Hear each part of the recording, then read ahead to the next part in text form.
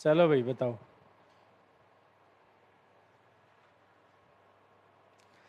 कहाँ तक पढ़ा दिया लास्ट क्लास में? सेट को खत्म करते हैं आज, बताओ। समान समुच्चय बता दिया था मैंने और तुल्य समुच्चय बता दिया था। दोनों में फर्क क्या है समझ में आ गया था? तुल्य समुच्चय क्या होता है? तुल्य समुच्चय का मतलब है कि उनमें नंबर ऑफ एलिमेंट्स हैं वो बराबर हो, यानी अवयवों की संख्या बराबर हो, वो तो तुल्य समुच्चय होते हैं। और समान समुच्चय क्या थे? जब ए बी का सबसेट हो जाए और बी ए का सबसेट हो जाए तब अपन कहते हैं समान समुच्चय होते हैं। ठीक है, ये चीज आपको ध्यान रखनी है। तो नेक्स्ट हेडिंग डालें घात समुच्चय या पावर सेट। तो नेक्स्ट हेडिंग डाल लें घात समुच्चय। घात समुच्चय या इसको इंग्लिश में कहते हैं पावर सेट। पावर सेट, हाँ जी, डेफिनेशन लिख लो पहले इसकी। पावर सेट घात समुच्चय। तो लिखें ए के समस्त उपसमुच्चयों को, ए के समस्त उपसमुच्चयों, ए के समस्त उपसमुच्चयों के संग्रह को, ए के समस्त उपसमुच्चयों, ए के समस्त उपसमुच्चयों के संग्रह को घात समुच्चय कहते हैं। घात समुच्चय कहते हैं। घात समुच्चय कहते हैं। ठीक है, तथा इसे power set of A, P of A द्वारा दर्शाया जाता है। द्वारा पी ऑफ ए द्वारा दर्शाया जाता है। दर्शाया जाता है, ये लिख लेंगे आप। ठीक है, ए के समस्त उपसमुच्चयों के संग्रह को घात समुच्चय कहते हैं तथा इसे पी ऑफ ए द्वारा दर्शाया जाता है। यानी collection of all subsets, the collection of all subsets of A set A is called power set. यानी ए सेट के सभी उपसमुच्चयों का जो कलेक्शन होता है, संग्रह होता है, उसे अपन क्या कहते हैं? पावर सेट कहते हैं। ठीक है, जैसे मान लो एग्जाम्पल के लिए बात करें अपन, अगर मैं आपसे कहूँ ए मैंने एक सेट लिया जिसमें 3 एलिमेंट हैं ए बी सी, ठीक है, तो इसका पावर सेट क्या आएगा? तो P of A, P of A यानी पावर सेट। तो पावर सेट में क्या आएंगे? इसके सभी उपसमुच्चय आएंगे। कौन से आएंगे? इसके सभी उपसमुच्चय। कौन कौन से बनेंगे बताओ? सर पहला तो बन जाएगा फाइव, दूसरा ए और बी, और यहाँ से सी, ये बन जाएगा। और दो दो को साथ में ले सकते हैं, ए बी, और यहाँ से बी सी बन जाएगा, और ए सी बन जाएगा, और एक खुद आ जाएगा ए बी सी। ठीक है, कि खुद है वो भी खुद का समुच्चय उपसमुच्चय होता है। ठीक है, तो कितने बने टोटल? 8 बन गए। और ये अपन ने देखा भी था कि अगर किसी भी समुच्चय में n अवयव हैं तो उसके जो कुल उपसमुच्चय कितने बना सकते हो आप? 2 की पावर n। तो इसका मतलब वो किसके, अगर किसी सेट में n एलिमेंट हैं तो उसके पावर सेट में कितने एलिमेंट आएंगे? 2 की पावर n। ये तो हमने पढ़ लिया था लास्ट क्लास में कि अगर किसी भी समुच्चय में n अवयव हैं तो उसके कुल उपसमुच्चय कितने होते हैं? 2 n होते हैं। तो वो इसका मतलब इस पावर सेट की कार्डिनलिटी आ जाएगी। बात समझ में आ रही है क्या? तो वही क्या आ जाएगी? पावर सेट की कार्डिनलिटी आ जाएगी। तो ये एग्जाम में पूछा हुआ है, आप लिख लेंगे। और एक चीज आप यहां से बता सकते हैं भी, कोई भी आप समुच्चय ले लें भले ही, उसका एक उपसमुच्चय तो हमेशा होगा। कौन सा? Empty set. जो रिक्त समुच्चय वो हमेशा हर सेट का क्या होता है? उपसमुच्चय होता है। इसका मतलब पावर सेट कभी भी एम्प्टी नहीं आएगा। जो पावर सेट है वो कभी भी क्या नहीं आएगा? एम्प्टी नहीं आएगा, यानी रिक्त समुच्चय कभी नहीं होगा। बात समझ में आई क्यों नहीं होगा? क्योंकि इसमें फाई तो हमेशा आएगा। फिर सबसे छोटा सेट कौन सा लेते हो आप? Empty set. तो एम्प्टी सेट का पावर सेट बनाओगे तो उसमें वो खुद जरूर आएगा। कोई भी आप सेट ले लो, भले ही सबसे छोटा एम्प्टी सेट ही होता है मेरे हिसाब से, तो उसमें अगर वो खुद आ रहा है, तो अगर उससे बड़ा सेट कोई भी लोगे तो उसका एम्प्टी सेट जो है वो तो सबसेट हमेशा होगा ही होगा। इसका मतलब कम से कम एक एलिमेंट तो इसमें जरूर आएगा सर। समझ में आ रही है मेरी बात? इसका मतलब यहाँ से अपन क्या लिख सकते हैं कि सर किसी भी समुच्चय का पावर सेट आप बनाएंगे तो वो हमेशा क्या आएगा, नॉन एम्प्टी आएगा। ये एग्जाम में पूछी हुई चीजें हैं कि किसी भी समुच्चय का जो पावर सेट आप बनाओगे वो हमेशा क्या आएगा, अरिक्त आएगा, क्योंकि इसमें सबसे छोटा पावर अगर अपन समुच्चय लें कौन सा होगा, जिसमें एक भी एलिमेंट नहीं हो, यानी आप रिक्त ले सकते हो। तो अगर मैं रिक्त समुच्चय लूं, अगर रिक्त समुच्चय लूं तो वो क्या आ जाएगा, फाई आ जाएगा। अगर इसमें पी ऑफ फाई बनाएंगे तो ये क्या आएगा, बोलो पी ऑफ फाई बनाएंगे क्या आएगा, फाई तो इसमें आएगा ही आएगा। इसका मतलब सर इससे छोटा सेट तो कोई नहीं हो सकता ना, एम्प्टी सेट से छोटा सेट तो कोई नहीं हो सकता। तो इसमें ही अगर एक एलिमेंट आ रहा है तो बाकी का ये तो सबसेट हमेशा रहता है। भाई आप कोई भी सेट लेते हो तो उसका उपसमुच्चय में फाई तो हमेशा आता है कि नहीं आता है। इसका मतलब कम से कम एक अवयव तो हमेशा आएगा, और अगर कम से कम एक अवयव आ रहा है तो इसका मतलब वो रिक्त समुच्चय नहीं होगा। तो किसी भी समुच्चय का घात समुच्चय कभी भी रिक्त समुच्चय नहीं होता है, ये बात आप ध्यान रखेंगे। क्यों नहीं होता है? क्योंकि सर उसमें एम्प्टी सेट है वो तो हमेशा उसका सबसेट होगा, चाहे आप कोई सेट उठा लो, वो तो उसका उपसमुच्चय रहेगा ही रहेगा, बाकी कोई रहे या नहीं रहे। बात समझ में आएगी नहीं आई? इसका मतलब जो घात समुच्चय है वो क्या रहता है, हमेशा एरिक्त समुच्चय रहता है? तो ये क्या लिया मैंने, हाँ तो वो फाई आ जाएगा। तो एक एलिमेंट तो आ गया ना उसमें, हाँ नहीं नहीं ये लिखेंगे, है हाँ हाँ। तो एम्प्टी सेट को अपन किससे, फाई से तो लिखते हैं, हाँ तो फाई से लिखा है मैंने, हाँ हाँ तो उसके मंजिला कोटक लगा देंगे। डबल क्यों लग जाएगा, तो अभी भी एलिमेंट ही है, तो उसी को दर्शा रहा है, आई की बात है। डबल लगाने से कोई बेनिफिट नहीं है, इसके एलिमेंट को दर्शाना चाहिए ना वो। इसका मतलब इस केस में इसकी जो कार्डिनलिटी है वो कितनी आएगी, वो एक आ गई। एक एलिमेंट आ गया कि नहीं आ गया इसमें। तो पावर सेट है ना, तो ये बात इंपॉर्टेंट है कि कोई भी समुच्चय आप उठा लो, उसका जो घात समुच्चय आता है वो हमेशा क्या रहता है, अरिक्त रहता है। ठीक है।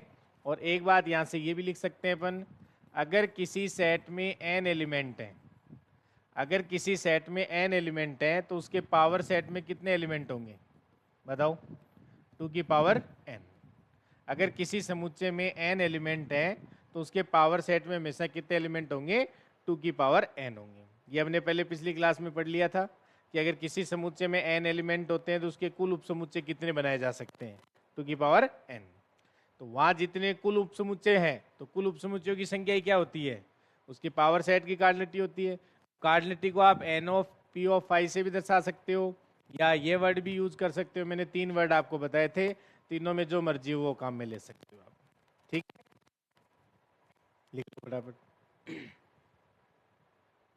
तो ये पॉइंट लिख लेना पहले तो कि पावर सेट ऑफ ए हमेशा एरिक समुच्चय होता है, और अगर कार्डिनलिटी ऑफ ए अगर n है तो उसके पावर सेट की कार्डिनलिटी हमेशा कितनी हो जाती है, 2 की पावर n हो जाती है। ध्यान रखेंगे आप लोग, और ध्यान रखने की जरूरत नहीं, हमने प्रूफ किया है इसको।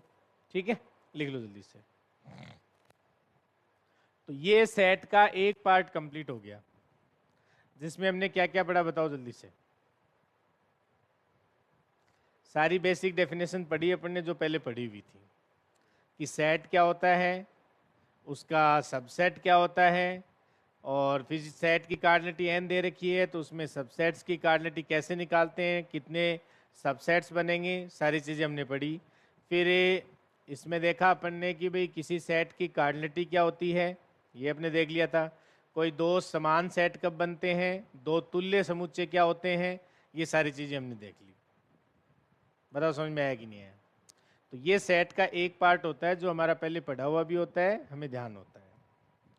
अब इसमें जो आगे अपन बात करते हैं कि किसी सेट और उस पर जो ऑपरेशन डिफाइन करते हैं, संक्रियाएं, उनका अध्ययन अपन करेंगे अब इसमें, जिसमें अपन को पढ़ना होगा वेन आरेख। पढ़ा हुआ है वेन आरेख। तो वेन आरेख को कैसे दर्शाते हैं वो ध्यान रखना है, और वेन आरेख और फिर इस समुच्चयों पे जो संक्रियाएं होती हैं उनके बारे में हमें पढ़ना है। ठीक है, लिखिए आप लोग। तो नेक्स्ट हेडिंग डाल लो,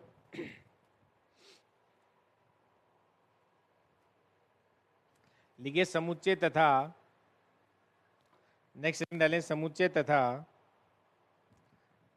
इन पर संक्रियाएं, यानी set and operation on sets. समुच्चय तथा इन पर संक्रियाएं,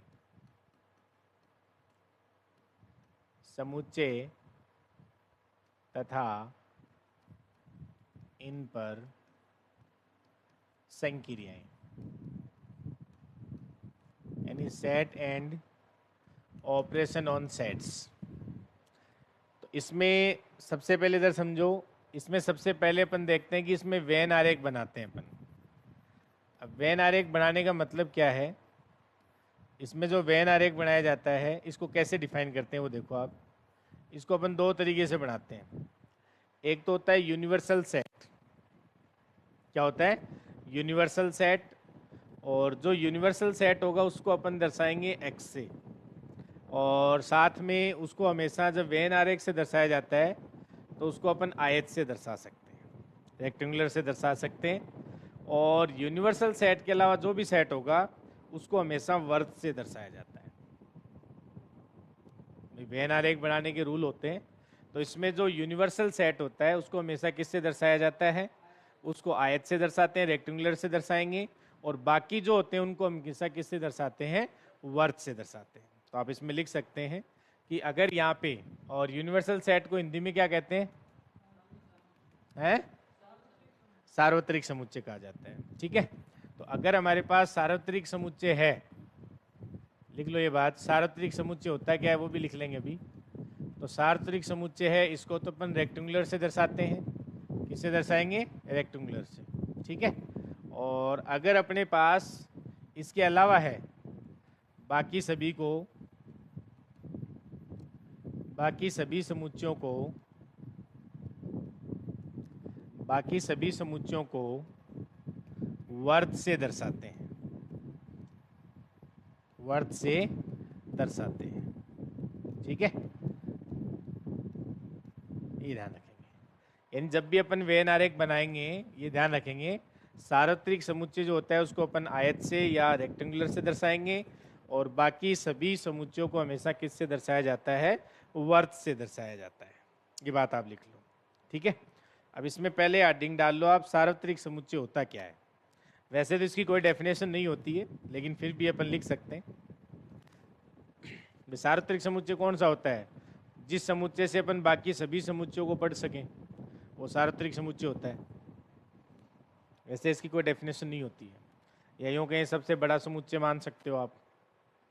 ठीक है, और वो हमेशा अलग अलग होता है, कोई फिक्स नहीं होता है। ठीक, देखो इसमें बेटा मोबाइल अंदर डाल लो। सार्वत्रिक समुच्चय, नेक्स्ट हेडिंग डालो, सार्वत्रिक समुच्चय। यूनिवर्सल सेट बोलते हैं जिसको, यूनिवर्सल सेट। ठीक है, अब कई जगह यूज से दर्शाते हैं, कई जगह एक्स से भी दर्शा सकते हैं, जो भी आपको नोटेशन यूज लेना हो। यूनिवर्सल सेट या सार्वत्रिक समुच्चय, मैंने कहा इसकी कोई परिभाषा नहीं होती है, लेकिन आप लिखना चाहो तो लिख लो इसमें। तो लिखें इसमें, वह समुच्चय जो बाकी दिए हुए समुच्चयों को, वह समुच्चय जो बाकी दिए हुए समुच्चयों को पढ़ने के लिए पर्याप्त हो। वह समुच्चय जो बाकी दिए हुए समुच्चयों को पढ़ने के लिए पर्याप्त हो, यूनिवर्सल सेट यानी सार्वत्रिक समुच्चय कहलाता है। सार्वत्रिक समुच्चय कहलाता है। तो सार्वत्रिक समुच्चय समझ में आया क्या? वैसे मैंने कहा ना इसकी कोई डेफिनेशन नहीं होती है। जो अपन सबसे बड़ा समुच्चय लेते हैं वो सार्वत्रिक समुच्चय आता है, यानी बाकी जितने भी समुच्चय लोगे वो सारे उसी के उपसमुच्चय बन जाते हैं। तो मतलब इस सेट से आप सभी सेट्स को पढ़ सकते हो, क्योंकि सारे सेट्स इसी में कंटेंट होते हैं। सबसे बड़ा सेट। अब वो यूनिवर्सल सेट है, वो कोई फिक्स नहीं होता है। वो जब भी आप क्वेश्चन लोगे उसके अंदर वो दे के रखेगा आपको, क्योंकि फिक्स नहीं है यूनिवर्सल सेट, यानी जितना बड़ा सेट आप ले सकते हैं। अगर आपने ध्यान दिया हो, अगर आपने मीट्रिक स्पेस पढ़ी हो, टोपोलॉजी पढ़ी हो, तो अगर याद करें तो अपन ने टोपोलॉजी डिफाइन करते हैं या अपन बात करें मीट्रिक स्पेस की, तो अपन रियल लाइन पे जब मीट्रिक स्पेस बनाते हैं, जिसे यूजुअल मीट्रिक कहते हैं, अगर आपने ध्यान दिया हो, तो डिस्टेंस यानी दो पॉइंट्स का डिस्टेंस की बात अपन करते हैं। तो जब आप अपने पास से सार्वत्रिक समुच्चय आर होता है, रियल लाइन होता है, तो अपन यहाँ पे जो मीट्रिक डिफाइन करते हैं, अगर कभी बचपन में पढ़ा हो तो याद होगा, तो x माइनस वाई का डिस्टेंस, दो बिंदुओं के बीच की दूरी दर्शाते हैं। लेकिन अब जरूरी नहीं है कि ये यूनिवर्सल सेट यही होता है, आप इससे बड़ा सेट भी ले सकते हैं, कॉम्प्लेक्स नंबर का सेट भी ले सकते हैं। तो वहाँ दूरी दर्शाने का तरीका अलग आ जाता है। वहाँ कैसे दर्शाते हो दो पॉइंट के बीच की दूरी? वही, अगर ये दो कॉम्प्लेक्स नंबर हैं, तो मैंने कल बताया भी था आपको कॉम्प्लेक्स नंबर में कि अगर मान लो एक x1 प्लस आयोटा y1 है, तो सर आप उसको दर्शा सकते हो x1 कोमा y1 से। अगर एक कॉम्प्लेक्स नंबर है x2 प्लस आयोटा y2, उसको आप दर्शा सकते हो किससे? x2 कोमा y2 से। तो इन दो पॉइंट के बीच की दूरी का दर्शाने का तरीका क्या रहता है? अंडर रूट में x2 माइनस x1 का whole square plus y2 minus y1 का होल स्क्वायर। तो वहाँ जो मीट्रिक डिफाइन करोगे वो सर इस डिस्टेंस को, अभी भी डिस्टेंस की बात कर रहे हैं, लेकिन अब अलग तरीके से डिफाइन करते हैं। तो यूनिवर्सल सेट कोई फिक्स नहीं होता है। आपको जो क्वेश्चन में दे रखा होगा, जो बड़ा सेट होगा जिससे बाकी समुच्चयों की वो तुलना कर रहा है, वो यूनिवर्सल सेट हो जाएगा उसके अंदर। इसलिए इसकी कोई डेफिनेशन नहीं होती कि यूनिवर्सल सेट कौन सा होगा। तो क्वेश्चन में जो दे रखा होगा उसके अकॉर्डिंग आपको बात करनी है। ऐसा कोई सेट फिक्स नहीं है कि मैं कह दूं ये यूनिवर्सल सेट हो जाएगा। बात समझ में आई ना? अब वो डिपेंड करता है कि जिस भी सेट, जिस भी क्वेश्चन के अंदर जितने समुच्चयों की वो बात कर रहा है, उन बाकी समुच्चयों को आप उस समुच्चय से पढ़ सकते हो, यानी वो बाकी सारे उसमें कंटेन करेंगे। कुल मिला के बात ये है। आएगी नहीं बात समझ में? तो वो यूनिवर्सल सेट हो जाएगा। तो ऐसा नहीं है कि रियल नंबर का सेट है वही यूनिवर्सल सेट बनेगा। मान लो किसी क्वेश्चन में आपको दिया गया, देखो समझना इस बात को, मैंने कहा कि 1 2 3 4 5 6 7 और ये एलिमेंट दे दिए किसी सेट में, ठीक है। और इसी में मैंने, इसी क्वेश्चन में मान लो मैंने दो सेट और लिए, एक बी लिया और एक सी लिया। इसमें मैंने ले लिया 1 2 3 और ये तीन एलिमेंट ले लिए, ठीक है। 1 2 3 तीन एलिमेंट ले लिए इसके अंदर, और इसमें ले लिया मैंने 3 4 5 और 6, और मान लो एक 7 ले लिया। अब इन सेट्स की अगर मैं बात करूं, तो इन सेट्स की तुलना में, अगर इनकी तुलना करना चाह रहा हूं या इनके बारे में मैं पढ़ना चाह रहा हूं, तो ये दोनों सेट्स हैं वो इस सेट ए में कंटेन हो रहे कि नहीं हो रहे? इसका मतलब इन दोनों सेट के लिए यूनिवर्सल सेट का काम करेगा। लेकिन अब वैसे तो ये सबसे बड़ा सेट नहीं, इसमें 7 ही एलिमेंट हैं, लेकिन अगर इन तीनों सेट की जहां बात हो रही है, तो वहां ये सेट किसका काम करेगा? यूनिवर्सल का काम करेगा। इसलिए ये ध्यान रखना, कभी भी यूनिवर्सल सेट है वो कभी फिक्स नहीं होता है। सार्वत्रिक सेट है, समुच्चय जो है वो फिक्स नहीं होता है। वो डिपेंड करेगा अपन ने क्वेश्चन क्या लिया है, और जो भी आप समुच्चय पढ़ना चाह रहे हो वो किसके रेस्पेक्ट में पढ़ना चाह रहे हो, वो आप ध्यान रखेंगे इसमें, ठीक है। लिख लो इस बात को। तो वो डेफिनेशन लिखवा दी मैंने, और वैसे इसका डेफिनेशन कुछ भी फिक्स नहीं होता है, कोई मतलब नहीं है डेफिनेशन का। तो ये आप ध्यान रख सकते हो, थोड़ा बहुत ध्यान रखें तो। वैसे ये ध्यान रखना कि जब भी आप जिस भी यूनिवर्सल सेट को वेन आरेख में दर्शाएंगे, तो हमेशा इसको रेक्टेंगुलर से दर्शाते हैं, आयत से दर्शाते हैं। ये चीज़ हमारे लिए इंपॉर्टेंट है, ठीक है। तो इसमें सबसे पहली डेफिनेशन आप लिखें, दो सेट का, दो समुच्चयों का संघ, हेडिंग डाल लो, दो समुच्चयों का, दो समुच्चयों का संघ, यानी इसका मतलब क्या है? Union of two sets, union of two sets, union of two sets, दो समुच्चयों का संघ। तो लिखें यूनियन ऑफ टू सेट। तो इसकी डेफिनेशन लिख लो।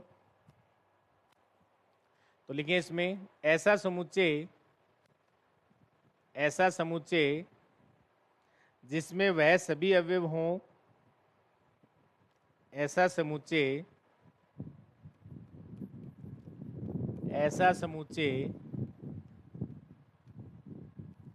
जिसमें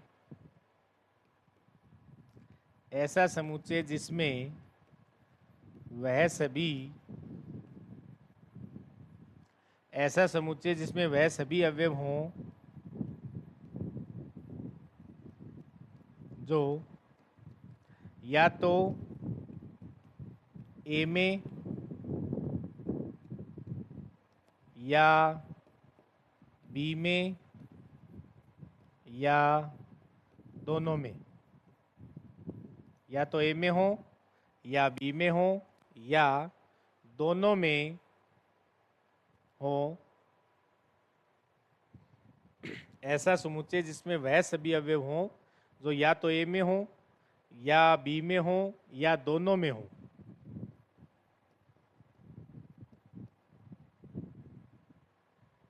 दो समुच्चयों का संघ कहलाता है।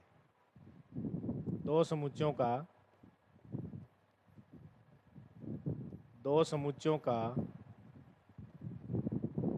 संघ कहलाता है। दो समुच्चयों का संघ कहलाता है। ठीक है, फिर लिखो तथा इसे ए यूनियन बी द्वारा दर्शाया जाता है।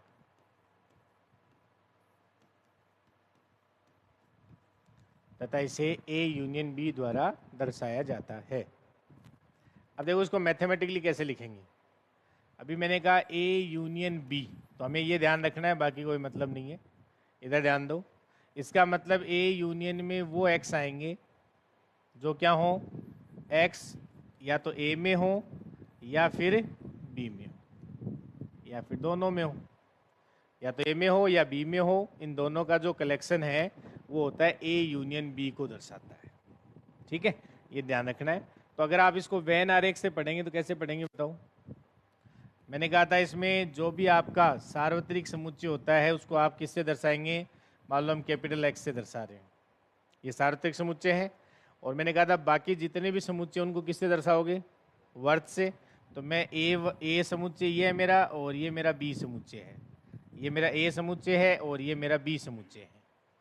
तो ए यूनियन बी में कौन आएगा, जो ए में हो या फिर बी में हो, मतलब ए के सारे अवयव आ जाएंगे और सर बी के भी सारे अवयव आ जाएंगे, इसका मतलब ये पूरा कवर हो जाएगा उसके अंदर। ठीक है, देख लो इस बात को। तो ए यूनियन बी का मतलब क्या है, जो या तो ए का मेंबर हो या फिर बी का मेंबर हो या दोनों का मेंबर हो। तो दोनों का होगा वो ए में भी आ जाएगा, वो बी में भी आ जाएगा, लिख लो। मतलब दोनों के अवयवों का संघ होता है। क्या होता है, दोनों के अवयवों का संघ होता है। ठीक है, लिखो। इसका मतलब क्या हुआ कि अगर आपसे कोई ये बोले, ये लिख लिया क्या सबने, लिखो जल्दी से। तो आज इसकी थ्योरी कंप्लीट कर लें, कल इस पे क्वेश्चन करेंगे एग्जाम में आए हुए कि कैसे कैसे क्वेश्चन एग्जाम में पूछे गए हुए। ठीक है, लिख लिया सबने। अब अगर आपसे कोई ये कहे कि x जो है वो a यूनियन b में बिलोंग कर रहा है, इसका क्या मतलब है, इससे आप क्या समझते हो। अगर x a यूनियन b में बिलोंग कर रहा है इसका मतलब क्या है कि या तो x a में होगा या सर b में होगा। तो आप क्या लिखेंगे, सर या तो x क्या होगा a में या फिर कहाँ होगा x b में होगा, ऐसा ही तो लिखोगे। अगर आपसे कोई कहे कि भी x जो है वो a यूनियन में बिलोंग नहीं कर रहा है, इसका मतलब क्या है,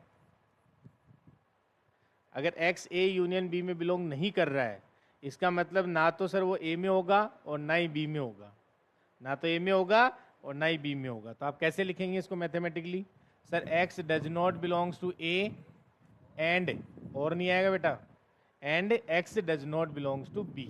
दोनों में नहीं होगा ना, फिक्स है, दोनों में नहीं होगा, फिक्स है। यूनियन का मतलब क्या है, सर किसी एक में भी आ जाए तो भी वो आ जाता है उसके अंदर।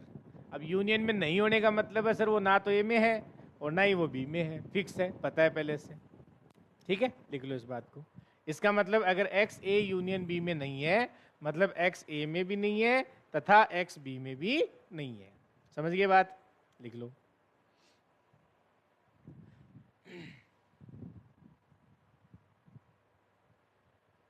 लिखिए जल्दी से। और अगर कोई कह दे कि भाई x जो है वो a में है बट x b में नहीं है, तो सर कोई बात नहीं, x किस में आ जाएगा? a यूनियन b में आ जाएगा। आ जाएगा कि नहीं आ जाएगा? अगर x a में है लेकिन b में नहीं है तो यूनियन में आ जाएगा। और अगर x मेरा a में नहीं है बट x मेरा b में है तब भी सर यूनियन में आ जाएगा।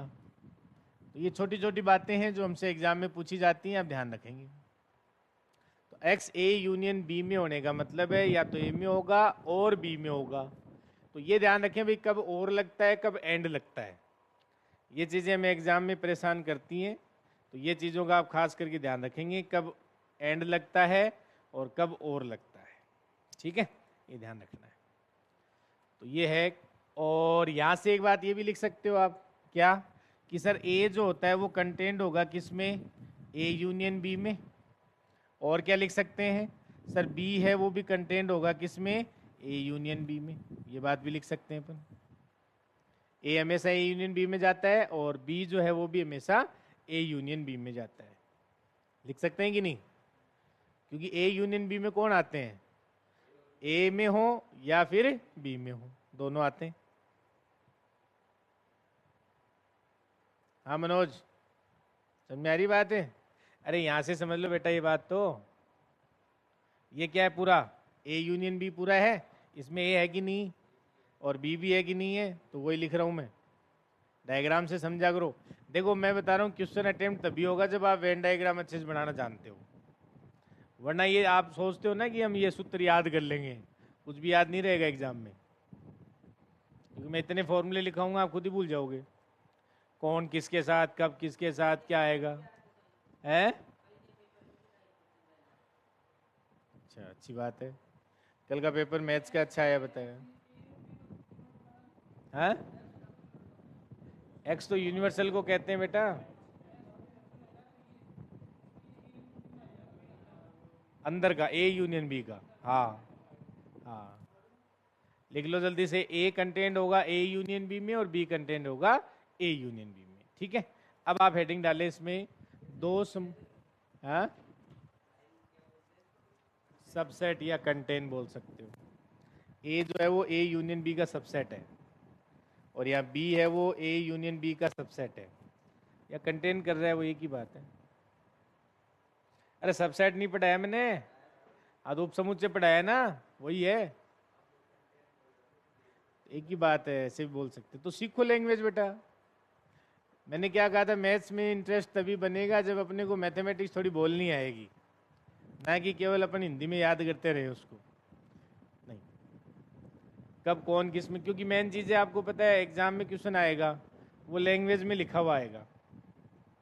कई बार तो सीधा फॉर्मूला पूछ लेता है तब तो बहुत अच्छी बात है, वरना कई बार लैंग्वेज में लिख के देता है वो कि ये फलाने हैं जो ये किताब पढ़ते हैं वो किताब नहीं पढ़ते हैं, तो बताओ ये कितनी किताब कौन पढ़ेगा। इस टाइप की खूब सारे अलग अलग टाइप के क्वेश्चन बनाता है। तो उसमें आपको यही करना है कि वो इंटरसेक्शन की बात कब कर रहा है, कब यूनियन की बात कर रहा है, कब ए माइनस बी की बात कर रहा है, वो आप मैथमेटिक्स में आपको उतारना है और वो ऑप्शन में लिखा होता है। ऐसे क्वेश्चन एग्जाम में आते हैं, आपके भी आता है सेकंड ग्रेड में। डायरेक्ट फॉर्मूला भी आ जाता है, कई बार ऐसा क्वेश्चन लिखा हुआ भी आ जाता है, उसको आपको समझ के करना, लेकिन आसान क्वेश्चन होता है, कर सकते हो आराम से। कोई बहुत ज़्यादा मैथमेटिक्स की भी आवश्यकता नहीं रहती है इसमें। ठीक है, चलो लिखिए अब नेक्स्ट हेडिंग डालो, दो समुच्चयों का सर्वनिष्ठ यानी intersection. Intersection of two sets, दो समुच्चयों का सर्वनिष्ठ। सर्वनिष्ठ बोलते हैं ना, दो समुच्चयों का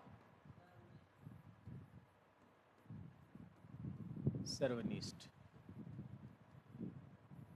यानी इंटरसेक्शन ऑफ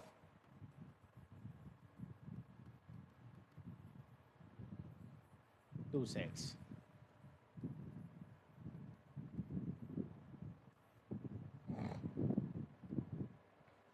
तो लिखें। अब इंटरसेक्शन का मतलब क्या होता है?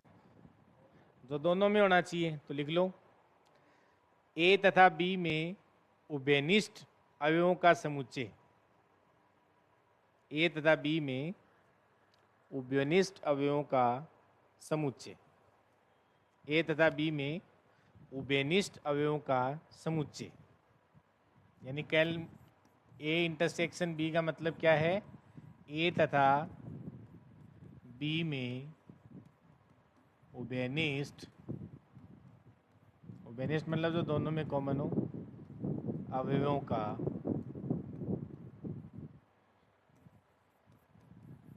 समुच्चय। ठीक है, ये होता है ए इंटरसेक्शन बी, और इसको ए इंटरसेक्शन बी से दर्शाया जाता है। इसको अगर मैथमेटिकल रूप दोगे तो क्या आएगा बताओ? ए इंटरसेक्शन बी का मतलब क्या है कि सर इसमें वो एक्स आएंगे जो ए में भी होने चाहिए और बी में भी होने चाहिए। ठीक है, तो X belongs to A and, अब देखो आप यूनियन लिख रहे थे, यहाँ और लिख रहे थे आप, लेकिन यहाँ क्या आएगा? एंड आएगा। ठीक है, and X belongs to B, तो जो ए और बी दोनों में होंगे वो उसके इंटरसेक्शन में आएंगे। ठीक है, और वेन आरेख से कैसे दर्शाओगे? अब इसमें तो जो भी आपके पास सर्वनिष्ठ, यानी कि इसमें जो यूनिवर्सल सेट है उसको एक्स मान लिया, तो ये अपने पास ए समुच्चय है और ये अपने पास बी समुच्चय है।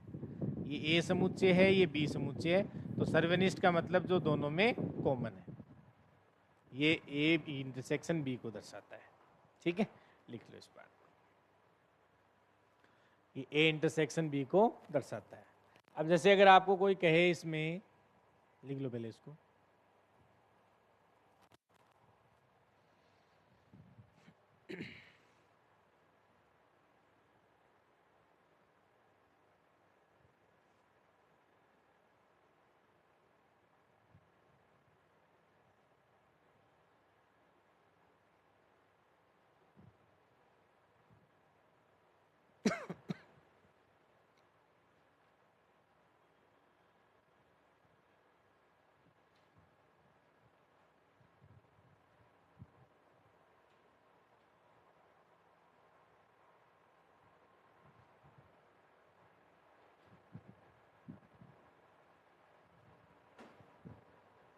लिख लिया सबने? अब देखो, अगर आपसे कोई कहे कि x जो है मेरा ए इंटरसेक्शन बी में है, क्या मतलब होगा? अगर कोई कहे x ए इंटरसेक्शन बी में है, मतलब क्या है इसका? सर x जो है मेरा ए में भी है और तथा x मेरा बी में भी है। x ए में भी है और बी में भी है। और अगर हमें कोई कहे कि x जो है वो ए इंटरसेक्शन बी में नहीं है, मतलब क्या होगा? सीधा सीधा कि सर x ए में भी नहीं है और x जो है, एक सेकेंड, क्या मतलब होगा इसमें? या तो x ए में नहीं है, ऐसा हो सकता है ना, ए में हो बट बी में नहीं हो, या दोनों में नहीं हो। तो तीन सिचुएशन बन सकती हैं। क्या क्या हो सकता है? कि सर x है वो मेरा ए में हो बट बी में नहीं हो, but x does not belongs to B, या तो ये हो सकता है। या फिर क्या हो सकता है बताओ? या हो सकता है सर x मेरा जो है वो ए में नहीं हो बट x है वो मेरा किस में हो जाए? बी में हो जाए। या क्या सिचुएशन हो सकती है? सर x है वो मेरा ए में भी नहीं हो एंड x है वो मेरा बी में भी नहीं हो, ये भी हो सकता है। दोनों में नहीं हो, तो दोनों में नहीं है तब भी तो इंटरसेक्शन में नहीं आएगा ना। तो कोई इंटरसेक्शन में नहीं आ रहा है, उसके तीन मतलब हो सकते हैं। ये मतलब काम आएंगे, ध्यान रखना। ये जितने भी मतलब अपन लिख रहे हैं ना, ये तीनों मतलब, ये सारे मतलब काम में आएंगे। x does not belongs to A intersection B का तीन मतलब हो सकते हैं। सर x ए में है लेकिन बी में ना हो, ए में ना हो बी में हो जाए, या दोनों में ही ना हो। ठीक है, और इसी में अगर मैं ये कह दूं, अगर x मेरा a में है बट b में नहीं है, x मेरा a में है बट b में नहीं है, बट b में नहीं है, इसका मतलब इंटरसेक्शन में नहीं होगा। सीधी सी बात है। अगर मैं कह दूं x मेरा a में नहीं है बट b में है, होने दो सर कोई बात नहीं, लेकिन इंटरसेक्शन में तो अभी भी नहीं होगा। हाँ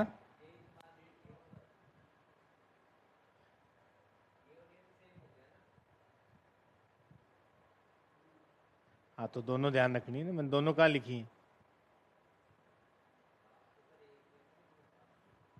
कोई बात नहीं, एक एक है तो लिख लो, नहीं लिखना है मत लिखो। जब क्वेश्चन कराऊंगा तो एक बात नहीं दिखेगी फिर। अभी तो एक ही लग रही है सारी। अरे एक ही मतलब कैसे है बेटा, इससे इधर इधर जाना और इधर इधर आना एक ही बात होती है, स्टेटमेंट एक ही होते हैं। बड़ी बात हो जाएगी फिर तो सारे statement if and only if चलेंगे। सर ऐसा होता है तो ऐसा भी होगा और ऐसा होता है तो ऐसा भी होगा। यहाँ हो रहा है इसलिए हमें एक लग रहा है, लेकिन हमेशा ऐसा होता है क्या? हाँ, मैं कह रहा हूँ ये आप कह रहे हो कि सर ये बात एक है और ये बात एक ही है, ये तो कह रहे हो आप। लेकिन ये बात एक होने का मतलब है कि आप कह रहे हो एक्स अगर इसमें बिलोंग नहीं कर रहा है तो मतलब ये कहते हैं। बात समझ में आ रही है? और ये अगर कर रहा है तो इसका मतलब ये इसमें बिलोंग नहीं कर रहा है, तो बात एक ही होती है क्या? इधर से इधर कहना और इधर से इधर कहना हमेशा बात एक ही होती है।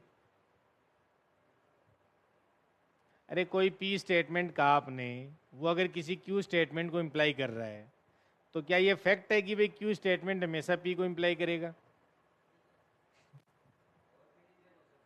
तो जरूरी नहीं है ना। अब कई स्टेटमेंट होते हैं जो इफ एंड ओनली इफ होते हैं, लेकिन कई नहीं होते हैं, तो हमेशा एक बात नहीं होती है बेटा ना। हाँ, हमेशा एक बात नहीं होती, यहाँ एक बात हो रही है इसलिए मैं लग रही है। ठीक है, लिखें आप लोग। मतलब कुल मिला के बात ये है, ये जो चीजें अपन लिख रहे हैं इन सब का आपको मतलब पता होना चाहिए, क्योंकि कई बार ये सारी चीजें अपने काम आती रहती हैं, छोटी मोटी चीजें हैं। कई बार मैथमेटिक्स के रूप में नहीं लिखेगा वो क्वेश्चन को, हिंदी में लिख के दे देगा लैंग्वेज में, आपको पहचानना है इनमें से कौन सा केस लिखा हुआ है। ये सारे केस है वो लैंग्वेज में लिख के देगा आपको। ठीक है, आगे बात समझ में? नेक्स्ट लिखें आप। तो इसका मतलब यहां से एक बात मैं ये भी लिख सकता हूं, ये भी एक ही बात है मनोज, देखना। ए इंटरसेक्शन बी है वो हमेशा ए में कंटेन करेगा, और ए इंटरसेक्शन बी जो है वो हमेशा कंटेन करेगा बी के अंदर, और ये कंटेन करता है ए यूनियन बी में, और ये कंटेन करता है ए यूनियन बी में। तो ये बात भी लिख लेना। इंटरसेक्शन है वो हमेशा ए में भी जाएगा और वो बी में भी जाएगा, और अगर आप समझना चाहते हैं तो ये देख सकते हैं। तो ये जो इंटरसेक्शन वाला पार्ट है वो ए का पार्ट भी है और वो बी का पार्ट भी है। ठीक है, ये ध्यान रखेंगे आप। इसका मतलब ए इंटरसेक्शन बी है वो ए में कंटेंट होता है और ए हमेशा ए यूनियन बी में कंटेन होता है। तो कुल मिला के बात यह है कि ए इंटरसेक्शन बी है वो ए यूनियन बी में कंटेन हो जाएगा, और यहाँ से ए इंटरसेक्शन बी है वो ए यूनियन बी में कंटेन हो जाएगा। ये मैथमेटिक्स में लिखने के तरीके हैं। ठीक है, अब एक आता है असंयुक्त समुच्चय, डिसजॉइंट सेट। नेक्स्ट हेडिंग डालें, असंयुक्त समुच्चय डिसजॉइंट सेट। नहीं पढ़ेंगे, इसमें एक पूरक सेट भी होता है, एक सिमेट्रिक सेट भी होता है, सारी चीज़ें हम इनको पढ़नी है। तो पहले अपन पूरी डेफिनेशन जितने भी हैं वो सारी लिख लेते हैं, और मेरे हिसाब से ये सारी डेफिनेशन अपनी पढ़ी हुई है, तो एक बार रिवाइज हो जाए, अच्छी बात है। तो नेक्स्ट हेडिंग डालें, असंयुक्त समुच्चय।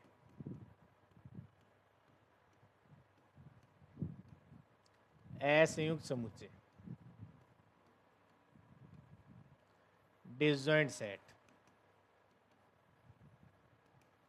Disjoint set. एक सेकेंड,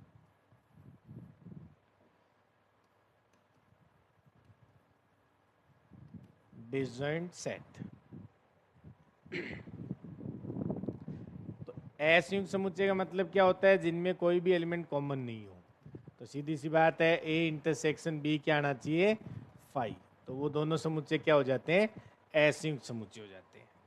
तो जिन समुच्चयों में एक भी अवयव कॉमन नहीं होता है वो हमेशा क्या आ जाते हैं, तो आप ये लिख लेंगे, दो समुच्चय ए तथा बी असंयुक्त समुच्चय कहलाते हैं यदि दो समुच्चय ए तथा बी असंयुक्त समुच्चय कहलाते हैं, दो समुच्चय ए तथा बी असंयुक्त समुच्चय कहलाते हैं यदि ए इंटरसेक्शन बी बराबर 5 हो जाए। मतलब दोनों में कोई एलिमेंट कॉमन नहीं आना चाहिए।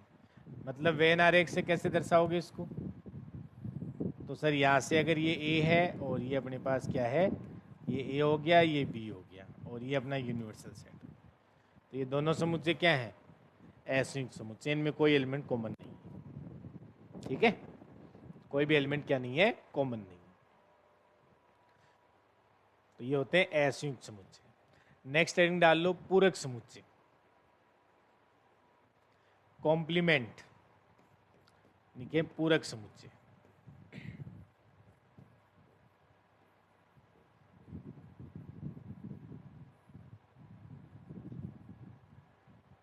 पूरक समुच्चय, कॉम्प्लीमेंट ऑफ ए सेट क्या होता है, कॉम्प्लीमेंट सेट क्या होता है बोलो।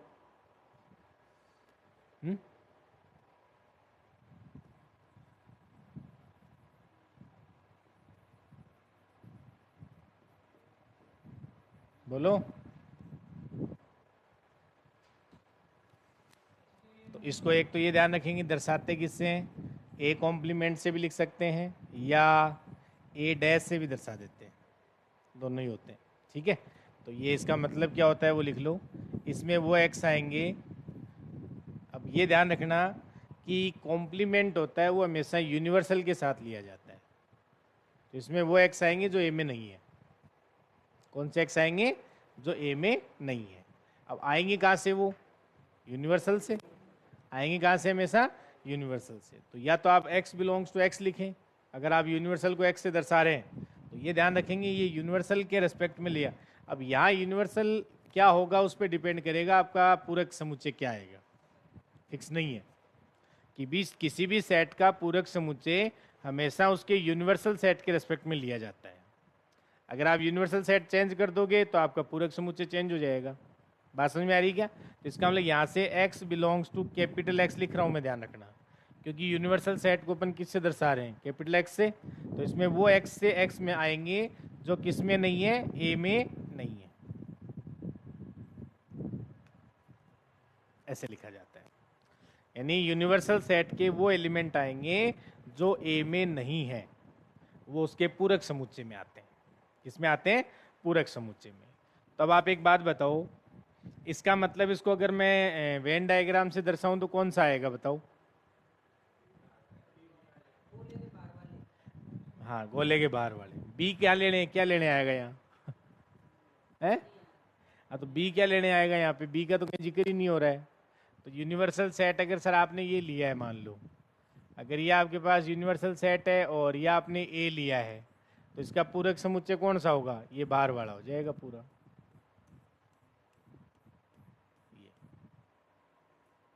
ए कॉम्प्लीमेंट कौन बनेगा, पूरे एक्स में से ए को हटा दो, वो कौन हो जाएगा, उसका पूरक समुच्चय हो जाएगा।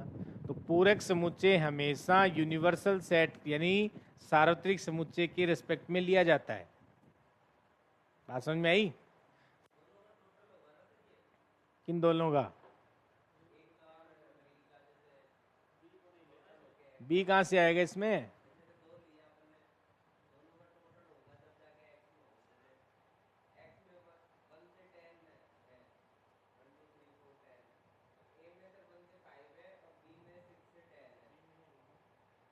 हाँ फिर बोलने दो एक बार बच्चे। नहीं, पूरक हमेशा एक समुच्चय के रिस्पेक्ट में लिया जाता है, दूसरे समुच्चय का यहाँ कोई रोल नहीं रहता है। पहली बात तो ये ध्यान रखेंगे।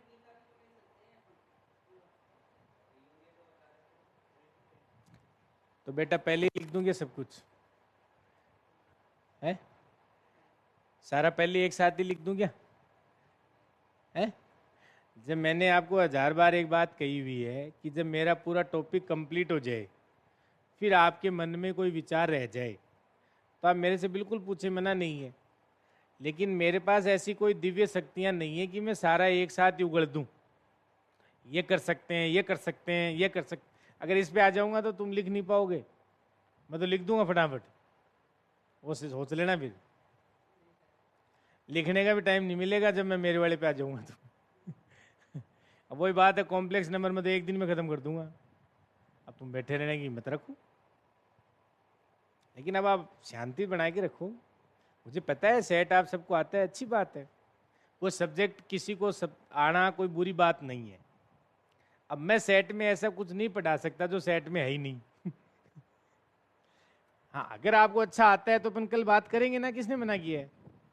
मैं कल क्वेश्चन लेके आऊंगा, आप भी यही हैं, मैं भी यही हूँ, करेंगे डिस्कस। अब क्या यूनियन में इंटरसेक्शन में रखा है, पहले उस बच्चे को मेरे को समझाने दे। हाँ बच्चा बोल। पहली बात तो ये ध्यान रख, जब भी किसी समुच्चय का पूरक समुच्चय लिया जाता है तो हमेशा उस समुच्चय की बात करते हैं, बी का कोई लेना देना नहीं है। पहली बात तो ये ध्यान रख। हाँ बिल्कुल। और यूनिवर्सल सेट के रेस्पेक्ट में हमेशा पूरक समुच्चय लिया जाता है। अब आपका यूनिवर्सल सेट क्या है, उसमें से उस ए को हटा दो आप, वो उसका पूरक समुच्चय होगा। इसके अलावा आपको कुछ भी ध्यान इसमें नहीं रखना है। क्लियर। बी को कहीं नहीं लाना है, जबरदस्ती बी को नहीं घुसाना है। आई बात समझ में। ठीक। अब देखो, यहां से इस पूरक समुच्चय की कुछ प्रॉपर्टी हैं जो अपने को ध्यान रखनी है। अगर मैं आपसे कहूं कि एम्प्टी सेट है, उसका पूरक समुच्चय क्या होगा। एम्प्टी सेट का पूरक समुच्चय कौन होगा, पूरा यूनिवर्सल हो जाएगा। क्योंकि कौन सा आते हैं सर, एक्स में से वो एक्स आते हैं जो ए में नहीं है। तो ए की जगह तो फाइव है, तो फाइव में तो कोई नहीं है, इसका मतलब सारा आ जाएगा। आप ये डेफिनेशन लगाओ यहां से। मैं कह रहा हूं फिर डेफिनेशन लगानी है हमें। इसमें वो एक्स आएंगे जो ए में नहीं है। अब ए कौन लिया आपने, फाइव। तो फाइव में तो वैसे ही कोई नहीं है, इसका मतलब सारे आ जाएंगे एक्स के। इसका मतलब सर एम्प्टी सेट का यूनिवर्स जो पूरक समुच्चय है वो पूरा एक्स आ जाएगा। बात समझ में आ रही है। तो बताओ फिर एक्स का पूरक समुच्चय कौन होगा, फाइव हो जाएगा। फाइव हो जाएगा क्योंकि इसमें से वो एक्स के मेंबर आएंगे जो एक्स में नहीं है।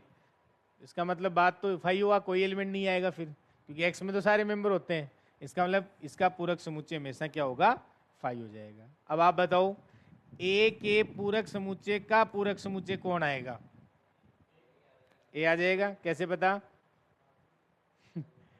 अरे तो देखो सामने लिखा हुआ है, ए का पूरक समुच्चय कौन है, ये रहा। अब ये जो बचा हुआ है, ये जो बचा हुआ है, इसका पूरक समुच्चय लेना है किसके साथ। सोचो ना, ये ए क्यों आता है, ए क्यों आता है, क्योंकि सर इधर ध्यान दो, इसमें कौन से एलिमेंट आ रहे हैं सर, ये वाले आ रहे हैं। अब इसका पूरक समुच्चय कौन होगा, जो इसमें नहीं आएंगे, यानी एक्स के वो मेंबर जो इसमें हैं वो नहीं आएंगे। एक्स के वो मेंबर जो इसमें हैं, बाकी जो अपन ने लाइन लाइन डॉट कर रखा है, इसका मतलब वो नहीं आएंगे। कौन से एलिमेंट नहीं आएंगे एक्स में से, जो इसमें है।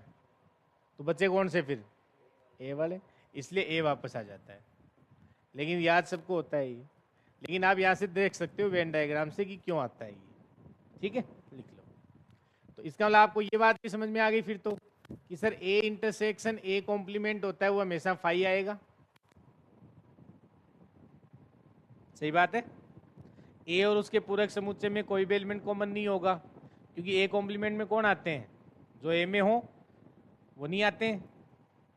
अरे जो ए में है वो नहीं आएंगे, तो इसका मतलब सर इसके पूरक समुच्चय में जो आएंगे वो ए में नहीं होंगे। इंटरसेक्शन में कौन आएगा, फाइव। और अगर मैं आपसे कह दूं ए यूनियन ए डैश, इसमें कौन आएगा, पूरा एक्स आ जाएगा। ठीक है, तो ये प्रॉपर्टी लिख लो, पूछी जा सकती है। तो एम्प्टी सेट का पूरक समुच्चय वो पूरा एक्स हो जाता है, और एक्स का पूरक समुच्चय फाइव हो जाता है, और ए डैश का डैश करेंगे ए आ जाता है। और ये दो प्रॉपर्टी भी अपन ध्यान में रख सकते हैं। तो ये था पूरक समुच्चय। ठीक है, अब नेक्स्ट हेडिंग डालें इसमें,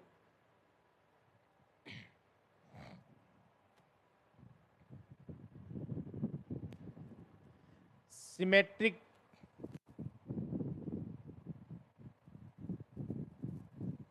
सम्मित समुच्चय, नेक्स्ट हेडिंग डाल लो, सम्मित लिख लिया क्या ये है?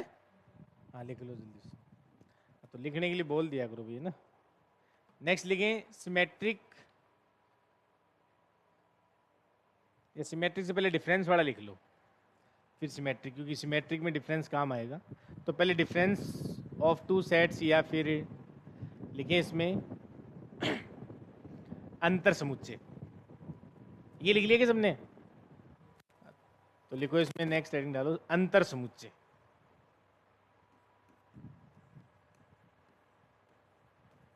अंतर समुच्चय,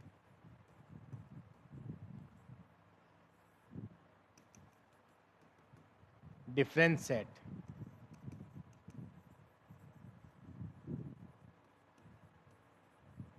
डिफरेंस सेट, अंतर समुच्चय। तो लिखे इसमें, हाँ भाई, a माइनस बी का मतलब क्या है? डिफरेंस सेट दो तरीके से दर्शा सकते हो आप, एक तो a माइनस बी और एक b माइनस ए। ए के वो अवयव जो बी में नहीं हो, तो लिख लो समुच्चय ए के, लिखिए इसमें समुच्चय ए के उन अवयवों का समुच्चय जो बी में नहीं है। ए के उन अवयवों का समुच्चय जो बी में नहीं है। ए के उन अवयवों का समुच्चय जो बी में नहीं है, मतलब वो एक्स आएंगे जो ए में तो है लेकिन बी में नहीं है। ए में तो है वो लेकिन बी में नहीं है, ठीक है, लिख लो। और b माइनस ए का मतलब क्या है? तो लिख लो b के उन अवयवों का समुच्चय, b के उन अवयवों का समुच्चय जो a में नहीं है, जो a में नहीं है। b के उन अवयवों का समुच्चय जो a में नहीं है, जो a में नहीं है। मतलब क्या हो गया? इसका मतलब हो गया सर वो x आएंगे जो b में तो हैं बट किस में नहीं है? बट a में नहीं है। तो ये a माइनस बी होता है और ये b माइनस ए होता है। तो दोनों बराबर होने जरूरी नहीं है, ध्यान रखेंगे, a माइनस बी और b माइनस ए, ठीक है, लिख लो। वेन डायग्राम से दर्शाओ इनको, a माइनस बी को और b माइनस ए को, दोनों को। a माइनस बी का मतलब a के वो मेंबर जो b में नहीं है, और b माइनस ए का मतलब b के वो अवयव जो a में नहीं है। तो मतलब क्या हुआ? वेन डायग्राम बनाओ इन दोनों का। पहले बनाओ a माइनस बी का। a माइनस बी का मैं क्या कह रहा हूं कि a के वो मेंबर, ये a है मेरा और ये मेरा b है और ये यूनिवर्सल है, तो a के वो मेंबर जो b में नहीं है, मतलब ये वाले आएंगे सर, ठीक है। a के वो मेंबर जो b में नहीं है, तो ये वाले तो b में भी है ना, कॉमन है जो, तो वो नहीं आएंगे, ठीक है। और b माइनस ए में कौन आएगा? हाँ, ये अगर a हो गया, ये b हो गया और ये x हो गया, तो सर इसमें ये वाले मेंबर आ जाएंगे। तो ये है b माइनस ए, ये है b माइनस ए। तो अगर आपने देखा हो इससे, तो यहां से एक चीज ये भी तो दिखाई दे रही है आपको कि सर a माइनस बी को आप हमेशा लिख सकते हैं a माइनस और a इंटरसेक्शन b। देखो देखें, लिख सकते हैं कि नहीं? ये आरपीएससी में पूछा हुआ है, कैसे पूछा हुआ आगे बात करेंगे अपन। लिख सकते हैं कि नहीं? यानी a माइनस बी को अपन क्या लिख सकते हैं? a में से a इंटरसेक्शन b घटा दो, वो भी तो a माइनस बी को रिप्रेजेंट कर रहा है। और यहाँ से अगर अपन बात करें तो सर यहाँ से b माइनस ए, इसको लिख सकते हैं b में से घटा दो a इंटरसेक्शन b को, ये बात भी लिख सकते हैं, इधर ये लिख सकते हैं, ठीक है, लिख लो इनको।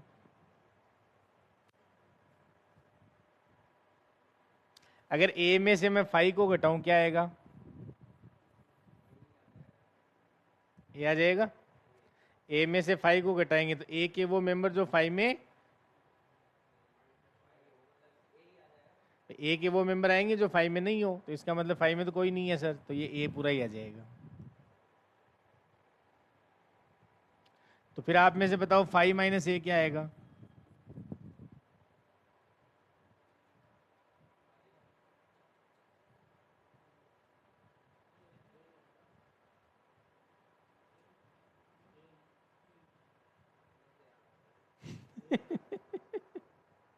माइनस से आना चाहिए। देख लो, डेफिनेशन तुरंत भूल गए तुम हैं। 5 आएगा, डेफिनेशन लगाओ। अब भूल गए डेफिनेशन इतनी देर में। एलिमेंट कहाँ से आते हैं इसमें? ए माइनस बी में एलिमेंट किसके लेते हो आप? ए के लेते हो। ए माइनस बी में ए के एलिमेंट लेते हो ना। ए के एलिमेंट तो ए के लेते हो जो बी में नहीं हो। अरे वही तो लेते हो। तो इसका वाले एलिमेंट तो 5 से ही आएंगे अभी भी। तो 5 में कोई एलिमेंट है क्या? तो इसका मतलब फिर माइनस ए क्यों कह रहे हो, क्यों ए कह रहे हो? 5 आ जाएगा। कुल मिला के डेफिनेशन पे ध्यान देना है, अपने दिमाग नहीं लगाना है बिल्कुल भी। ठीक है, लिख लो।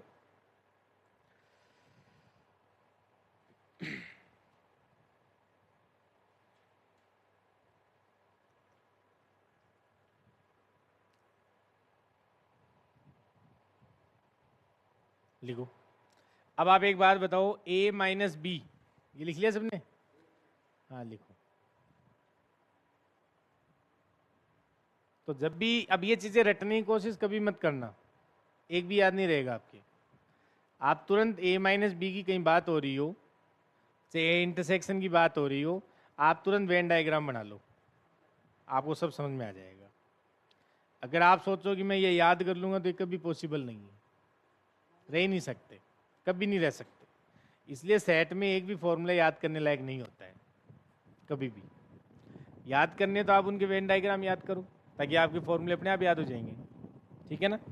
तो अब इसमें अगर आपसे कोई पूछे कि a minus B,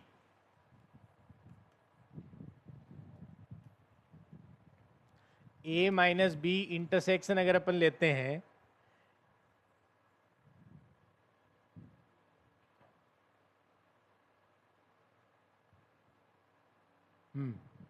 a intersection b के साथ क्या आएगा बताओ? 5 आ जाएगा। और b माइनस ए के साथ इंटरसेक्शन ले तो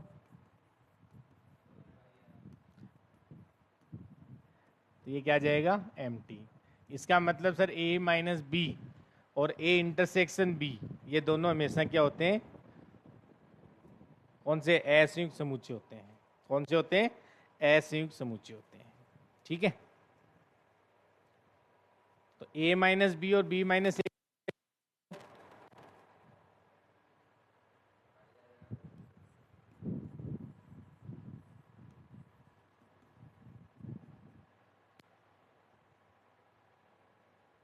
हेलो, अरे तो देख लो, तुम्हारे पास बना हुआ नहीं है क्या?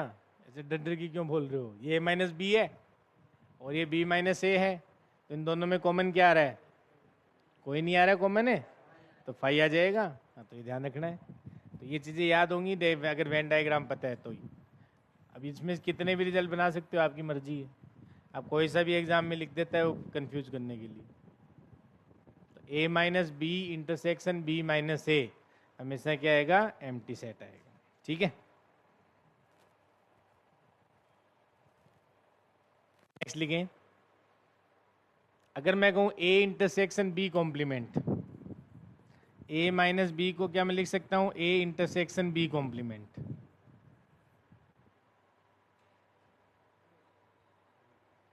बताओ। अरे a है अपने पास, a कौन सा है? वेन डायग्राम बना लो, इतने चिंता में क्यों आ रहे हो?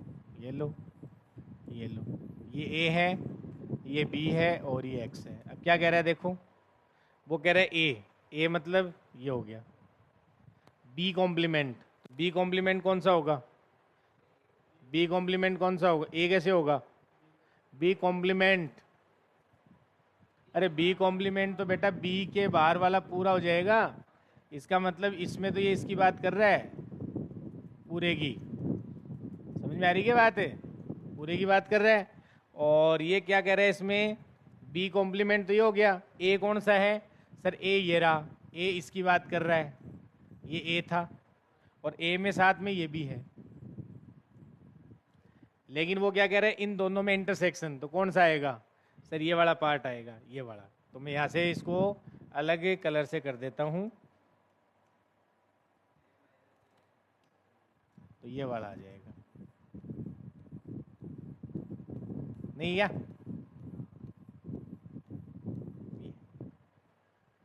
और ये a माइनस बी के बराबर नहीं था कि? देखो देखें, a माइनस बी के बराबर था। लिख लो इस बात को।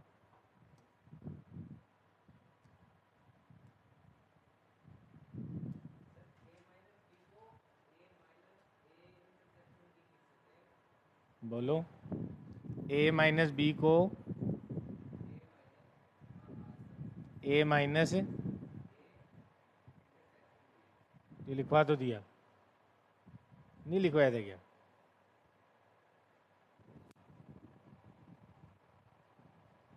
सुनना कैसे हो रहा है? मैं तो सोचा कुछ नया लिखवाएगा हैं। अब लिखने हो तो कुछ भी लिख सकता है अब यहाँ। अपन को याद करने से थोड़ी काम चल जाएगा। ये तो मैं वो लिख रहा हूँ जो चीजें कहीं ना कहीं एक बार कहीं ना कहीं आई हुई हैं। लेकिन आपको एक चीज समझ में नहीं आ रही क्या कि अपना काम किससे चलेगा? बस सीधी सी बात है। वरना एक भी रिजल्ट याद तो रहना नहीं है, चाहे कितना जोर लगा लो आप। इसलिए तो कहते हैं सेट में कुछ पढ़ने लायक होता ही नहीं है, कि जिसको वेन डायग्राम में पकड़ है उसको कुछ याद रखने वैसी जरूरत नहीं है। तो b माइनस ए किसके बराबर होगा?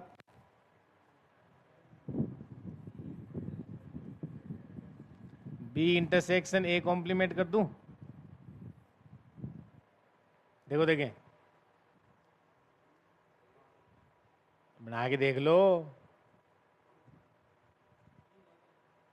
क्योंकि ये कह रहा है ए कॉम्प्लीमेंट में कौन आएगा सर? इस ए के बाहर का, ठीक है। और बी कौन है? ये रहा। तो इसमें कौन सा हिस्सा आएगा सर? इसमें ये वाला आएगा। तो इसमें कौन सा हिस्सा आएगा? इसमें आ जाएगा सर ये वाला, ये वाला। नहीं क्या? ये इसमें आएगा, ठीक है। लिख लो इस बात। तो ये लिख सकते हैं। तो a माइनस बी को अपन लिख सकते हैं a इंटरसेक्शन b कॉम्प्लीमेंट, और b माइनस ए को लिख सकते हैं b इंटरसेक्शन a कॉम्प्लीमेंट। तो इसका मतलब यहाँ से अपन क्या लिख सकते हैं, और यहाँ से भी देख सकते हो, a माइनस बी और b माइनस ए में कोई कॉमन नहीं आएगा। a माइनस बी कौन आ रहा है? इधर वाला। और b माइनस ए उधर वाला आ रहा है, तो कॉमन कोई नहीं आ रहा है। तो इन दोनों के इंटरसेक्शन में भी कोई कॉमन नहीं आएगा। यहाँ से एक रिजल्ट ये भी तो बन गया अब आपका, कि सर यहाँ से अगर मेरे कोई पूछ ले a इंटरसेक्शन b कॉम्प्लीमेंट, और इसका इंटरसेक्शन ले लूँ मैं किसके साथ? b इंटरसेक्शन a कॉम्प्लीमेंट के साथ, तो ये भी फाई हो जाएगा। क्योंकि a माइनस बी ये रहा और b माइनस ए ये रहा, तो इन दोनों में कॉमन है क्या कोई? लेकिन इस चीज़ को आप ऐसे भी लिख सकते हो, नहीं? तो कुछ भी पूछा जा सकता है।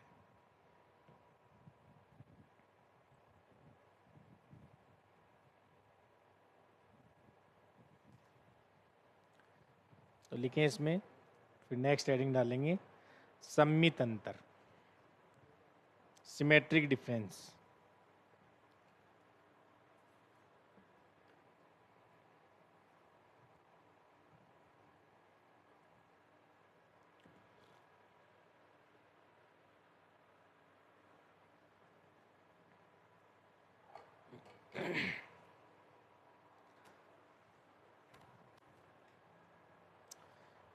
समझ में आ गई बात सबको?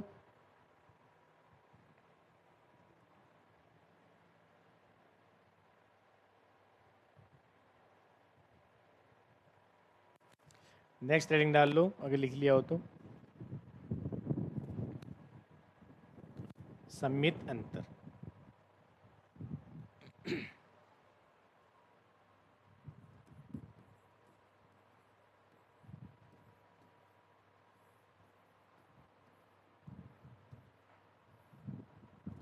सममित अंतर, सिमेट्रिक डिफरेंस लिखिए इसमें।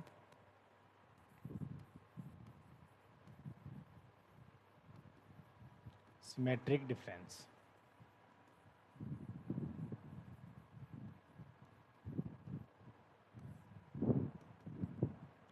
सिमेट्रिक डिफरेंस को ऐसे लिखते हैं, ए सिमेट्रिक डिफरेंस बी, ये इसका नोटेशन होता है, ध्यान रखेंगे। ठीक है, इसको दर्शाया जाता है A minus B union B minus A से। A minus B union B minus A, ये कौन सा हिस्सा आएगा बताओ? ए माइनस बी कौन सा हिस्सा आएगा बोलो? ये ए है, ये बी है, तो इसमें ये वाला हिस्सा आ जाएगा।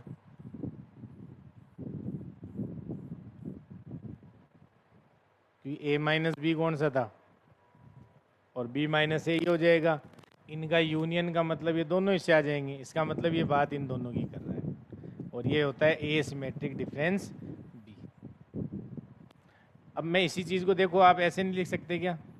ए union B minus A intersection B, बताओ। ए यूनियन बी मतलब ए ये है और बी ये है, तो यूनियन मतलब सारा, और ये कॉमन वाला हिस्सा हटा दो तो भी तो इसी के बराबर आ रहा है। तो सिमेट्रिक डिफरेंस को दो तरीके से लिखा जा सकता है, ये बात आप ध्यान रखेंगे। सर यहाँ से ए सिमेट्रिक डिफरेंस बी को ये भी लिख सकते हो आप, और ये भी लिख सकते हो। A union B minus A intersection B भी लिखा जा सकता है, दोनों का मतलब एक ही होता है। ठीक है, लिख लेंगे।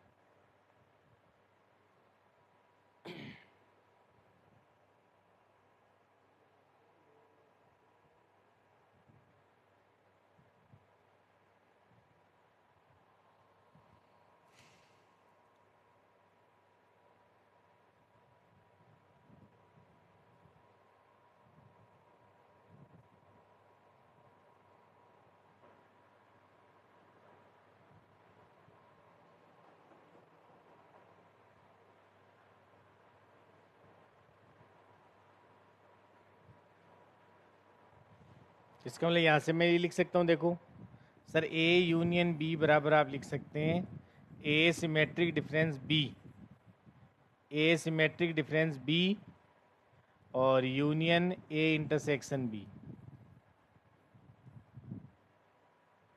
लिख सकते हैं कि नहीं बताओ? ए सिमेट्रिक डिफरेंस बी का मतलब ये रहा, ये रहा, और यूनियन लेना है किसके साथ? ए इंटरसेक्शन बी, ये बीच वाला हिस्सा रहा, तो वापस ए यूनियन बी नहीं आ रहा क्या ये? तो इसका मतलब ए यूनियन बी को आप ऐसे भी लिख सकते हैं A symmetric difference B union A intersection B. तो ये अपने पास कुछ प्रॉपर्टीज थी जो अपने पास अपन देख सकते हैं कि हमारे पास इस पे संक्रियाएं थी। ठीक है, ए सिमेट्रिक डिफरेंस बी में कौन आता है? ये वाला हिस्सा, ये वाला आ जाएगा, इसके साथ यूनियन ले रहा हूं मैं किसका? इस बीच वाले हिस्से का, तो पूरा नहीं आ गया कि, और पूरा मतलब क्या होता है? ए यूनियन बी, नहीं? तो अब एग्जाम में क्या ऐसे कुछ भी बना के दे देता है वो, अब ये सही है गलत है ये कौन दर्शाएगा? अब आपको इनकी डेफिनेशन पता होनी चाहिए, डेफिनेशन पता नहीं होगी तो काम नहीं चलेगा। अब आपको यही नहीं पता है, मान लो कि एसिमेट्रिक डिफरेंस भी होता क्या है, तो फिर आप कहाँ से क्या बता दोगे? तो आपका काम इतना ही है कि आप ये जितने भी मैंने यहाँ पे नई नई डेफिनेशन लिखी हैं, ये डेफिनेशन याद होनी चाहिए और इनके वेन डायग्राम, बस। बाद में ये कोई भी प्रॉपर्टी पूछिए अपन वेन डायग्राम से देख लेंगे। अब समस्या तब आ जाएगी जब मान लो आपको प्रॉपर्टी नहीं पता है और उनका वेन डायग्राम ही नहीं पता है, तो फिर आप क्वेश्चन अटेम्प्ट नहीं कर पाओगे।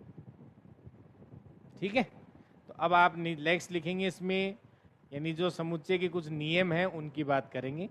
जैसे वर्गसम नियम आता है, ठीक है, वर्गसम नियम, तत्समक नियम, ये कुछ नियम होते हैं, साचर्यता का नियम, कर्म विनिमयता का नियम, ये कुछ नियम्स होते हैं जिनको अपने पढ़ना है, जिसमें सारे आ जाएंगे, डी मॉर्गन्स लॉ, सब ऑल टोटल, बंटनता का नियम, ये सारे।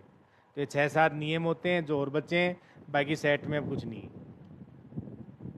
अब बताओ क्या सेट में, अब अभी एक दिन में पढ़ सकते हो आप, अगर आप क्वेश्चन नहीं करो तो आप एक दिन में पढ़ लो चाहे, और क्वेश्चन भी इन्हीं से होते हैं, मेन बात ये भी है। अगर ये सारी चीज़ें आप अच्छे से कवर कर लेते हैं तो इन्हीं से क्वेश्चन होते हैं। तो सेट में कुछ पढ़ने को बहुत ज़्यादा होता नहीं है जितना आप सोचते हो। आप इन डेफिनेशंस को छोटी छोटी लिख लेना, इनके वेन डायग्राम लिख लेना, बस बहुत है, दोबारा सेट पढ़ने की जरूरत ही नहीं है आपको। हाँ, इनके क्वेश्चंस कैसे अटेम्प्ट होते हैं उन पे अपन बात करेंगे, मेन चीज़ वो है। ठीक है, तो लिखें आप इसमें, नेक्स्ट हेडिंग डालें नियम, लो।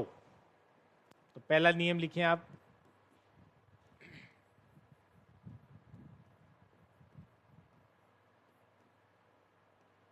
फर्स्ट लिखिए वर्गसम नियम।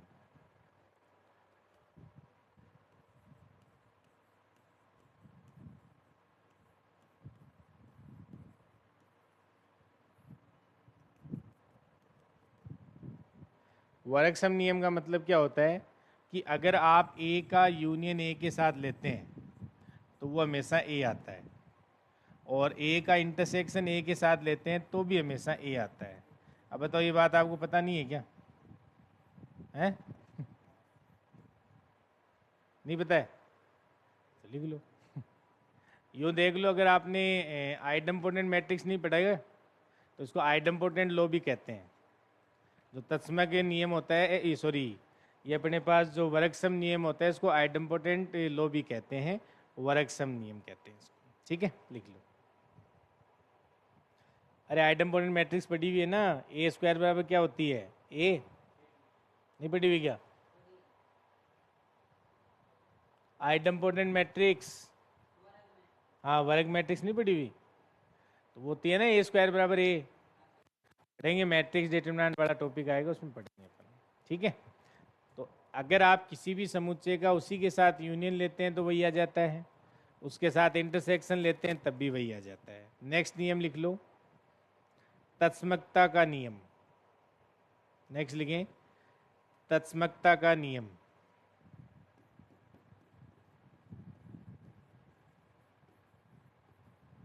तत्समकता का नियम,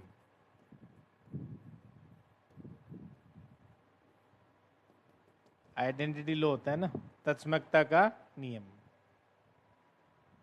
तो लिखें इसमें, अब ए यूनियन फाई करेंगे तो क्या आएगा? ए यूनियन फाई करोगे क्या आएगा? ए आएगा। तो कुल मिला के तत्समकता का नियम ये कहता है कि ए के साथ किसका यूनियन किया जाए कि ए आ जाए, ठीक है, और ए के साथ किसका इंटरसेक्शन किया जाए कि ए आ जाए। बताओ,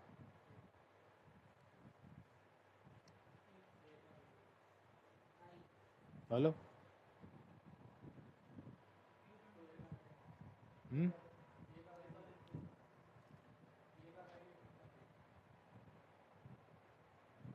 यहाँ ऐसा समुच्चय रखना है ना कि यहाँ ए आप कुछ भी ले, लेकिन उसका जब आप इंटरसेक्शन करें, यहाँ ऐसा समुच्चय रखना है कि आप यहाँ ए कुछ भी लें तो वही हमेशा आता रहे। हैं? यहाँ आप क्या कह रहे हो, क्या ले सकते हैं? फाई का ए के साथ इंटरसेक्शन लेंगे क्या आएगा? ए ले सकते हैं, ए ले सकते हैं। अगर मैं यहाँ ए रख दूं तो इधर में एलिमेंट ये चेंज कर दूंगा तो फिर तत्समक का मतलब क्या होता है कि यहाँ ऐसा कौन सा समुच्चय रखा जाए कि आप जब भी यहाँ कोई समुच्चय रखें तो हमेशा इंटरसेक्शन लेने पे वही आ जाए। बात समझ में आ रही क्या? तत्समकता का नियम का मतलब क्या होता है कि ए का मतलब तो कोई फिक्स नहीं है ना, कोई भी समुच्चय हो सकता है, ए को आप चेंज कर दो, तो आपको यहाँ ये अवयव चेंज नहीं करना है। तो ऐसा कौन सा सेट रखें कि सर आप किसी भी समुच्चय का आप यहाँ पे उसके साथ यूनियन लो, हमेशा वही समुच्चय आ जाए। बात समझ में आ रही है? और यहाँ ऐसा कौन सा समुच्चय रखें कि उसका ए के साथ जब भी आप इंटरसेक्शन लो तो हमेशा ए ही आ जाए, या ए की जगह कोई और रख लो तो वो ही आ जाए वापस। मतलब ए रखो तो यहाँ ए आना चाहिए, बी रखो तो बी आना चाहिए, सी रखो तो सी आना चाहिए। लेकिन ये एलिमेंट, ये जो सेट है वो फिक्स रहेगा, तो कौन रखें बताओ आप? एक्स आएगा, क्योंकि एक्स का आप किसी भी समुच्चय के साथ आप कोई भी समुच्चय उठा लो, उसका जब आप इंटरसेक्शन लेंगे तो वापस वही आ जाएगा। इसका मतलब सर सीधी सी बात है, तो ये एग्जाम में पूछा था, आरपीएससी में ध्यान रखेंगे कि यहाँ पे तो आ जाएगा फाई, ये यूनियन वाला पूछा हुआ है कि समुच्चय अगर यूनियन के रेस्पेक्ट में इसका तत्समक समुच्चय कौन होता है, और इंटरसेक्शन के रेस्पेक्ट में तत्समक समुच्चय कौन होता है, एक्स होता है। तो आप पहले यहाँ लिख लो, तो लिख लो यूनियन का तत्समक बराबर फाई, या लिख लो यूनियन का तत्समक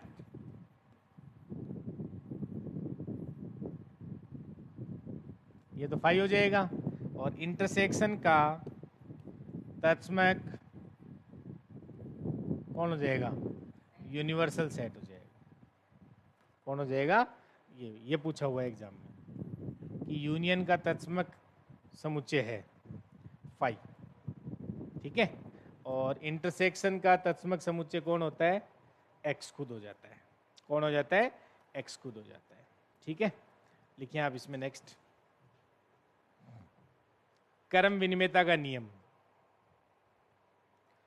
कर्म विनिमयता, साहचर्यता, सारे लिख लो फटाफट, क्या होता है बताओ। नेक्स्ट लिखें कर्म विनिमयता का नियम,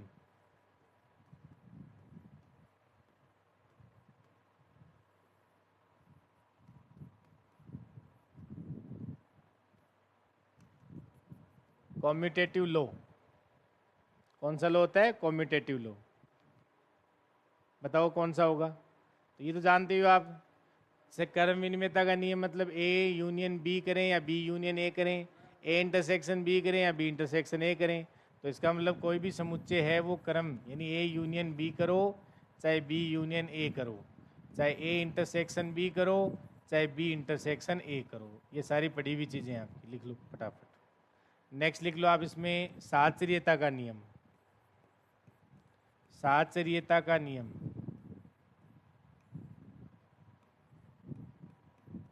एसोसिएटिव लो, एसोसिएटिव लो, ये कॉम्यूटेटिव लो होता है, ये एसोसिएटिव लो होता है। तो इसमें क्या होता है बताओ, हाँ जी, तीन लेते हैं इसमें समुच्चय, क्या होता है, ए इंटरसेक्शन बी करो पहले और फिर इंटरसेक्शन सी लो, तो ये बराबर आ जाता है ए इंटरसेक्शन और बी इंटरसेक्शन सी के। ये ब्रैकेट लगाने का मतलब क्या है कि पहले आप बी और सी का इंटरसेक्शन लो और फिर ए के साथ इंटरसेक्शन लो, ये बराबर आता है किसके, ए इंटरसेक्शन बी और फिर इंटरसेक्शन सी ले लो, ये बोलते हैं साहचर्यता का नियम, ठीक है।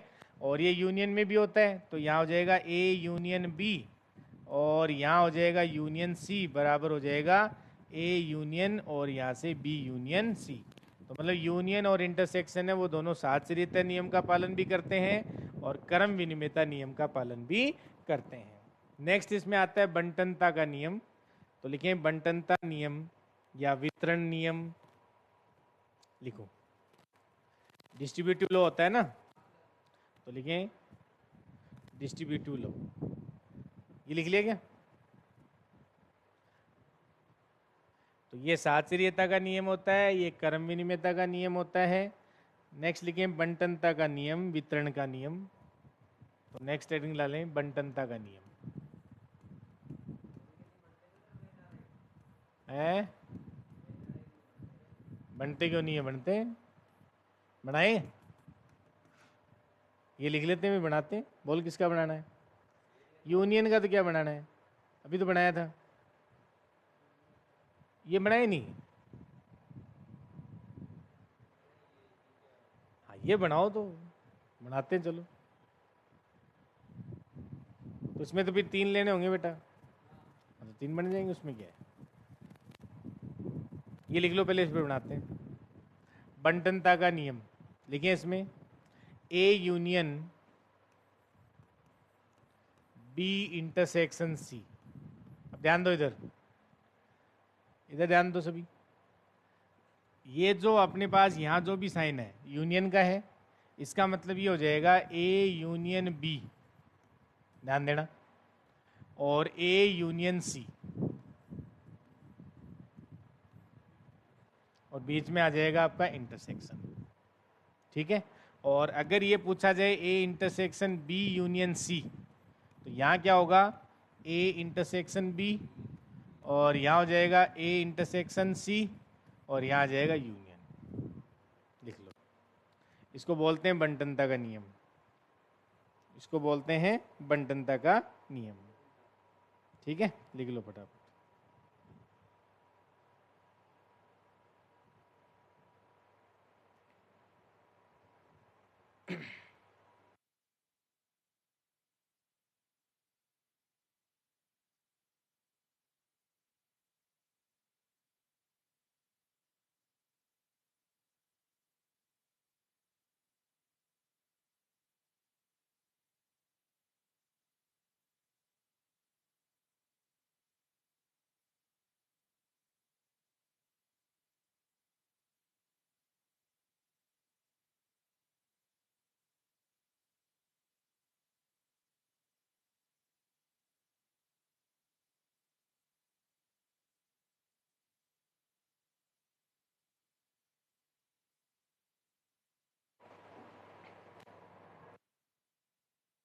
अब बताओ क्या कह रहे थे आप, ये बनाना है ना। ठीक है, इसमें तो वैसे बनाना क्या है। अरे यार, छोरा पढ़ाई नहीं करता है बिल्कुल भी। ये हो गया, ये बी हो गया, और ये सी हो गया। ए बी और ये सी। अब देख सब में कॉमन कौन सा है, वो क्या कह रहा है देखो। वो कह रहा है सर ए इंटरसेक्शन बी, तो ए इंटरसेक्शन बी में कौन आएगा बोल। हाँ मनोज, ए इंटरसेक्शन बी में ये हिस्सा आएगा। अब क्या कह रहा है वो, तो ये ए इंटरसेक्शन बी हो गया। अब इसका इंटरसेक्शन लेना है किसके साथ, सी के साथ। सी कौन सा है, ये रहा। इसका मतलब कौन सा हिस्सा आएगा, सर ये हिस्सा आ जाएगा केवल। समझ गया क्या बात को, ये बात बस। उधर वाला बना, ये ले, ये ए है, ये बी है, और ये सी है। ठीक है। अब क्या कह रहा है वो बोल, है कहाँ गया। इसमें वो कह रहा है पहले बी इंटरसेक्शन सी लो, तो बी इंटरसेक्शन सी कौन सा आएगा सर, बी, अच्छा पहले लिख दे, ये ए है, ये बी है, ये सी है। तो बी इंटरसेक्शन सी, इधर ध्यान दे। तो बी इंटरसेक्शन सी का मतलब ये हो गया। अब किसके साथ इंटरसेक्शन लेना है, ए के साथ, तो कौन सा आएगा सर, ये वाला हिस्सा आएगा। तो उसमें भी यही नहीं आ रहा क्या, बराबर है दोनों। समझ गया। ऐसे यूनियन में देख लो, यूनियन में कौन सा आ जाएगा, यूनियन में तो ए यूनियन बी, तो ए यूनियन बी का तो ये तो पूरा ही आ जाएगा, उसमें तो क्या देखना है, उसमें तो तीनों ही आ जाएंगी। हाँ लो, बंटनता का बनाते हैं। हाँ सर बनाना, सर ये बनाना अब आप, चलो जल्दी करो।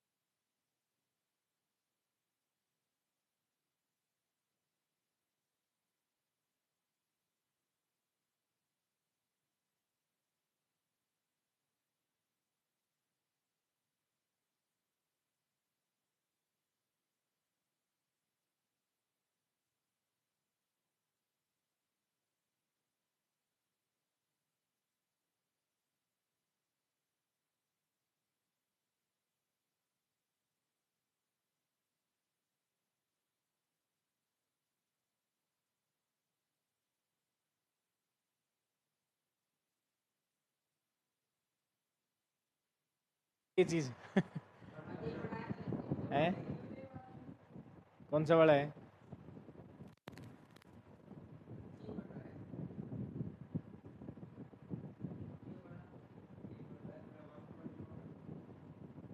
हैं?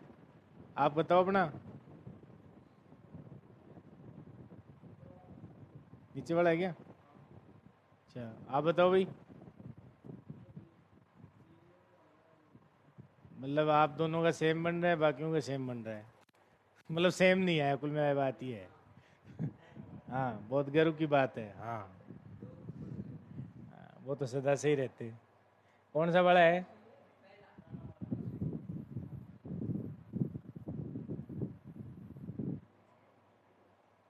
इतना यार क्या सोच रहे हो, बताओ तुम लोग हैं। देखो इधर ध्यान दो। तो ये ए है, ये बी है और ये सी है। ठीक है, अब देखो इधर। ये कह रहा है बी इंटरसेक्शन सी। तो बी इंटरसेक्शन सी कौन सा है? बी इंटरसेक्शन सी का मतलब है ये वाला। ठीक है, इसका यूनियन लेना है ए के साथ। तो ए के साथ यूनियन लेंगे तो क्या आ जाएगा? ये पूरा हिस्सा आ जाएगा।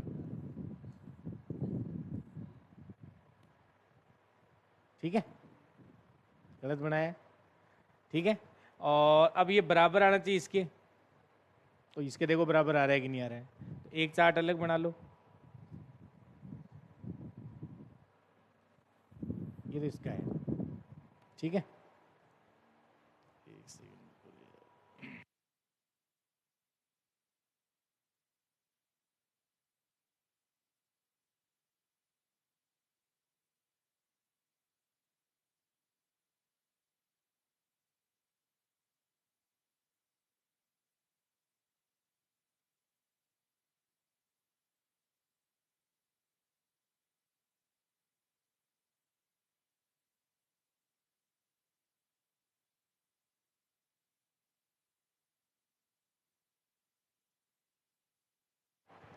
तो ऐसे इसको बना लेना ना, बाकी अपन कल डिस्कस करेंगे इसको।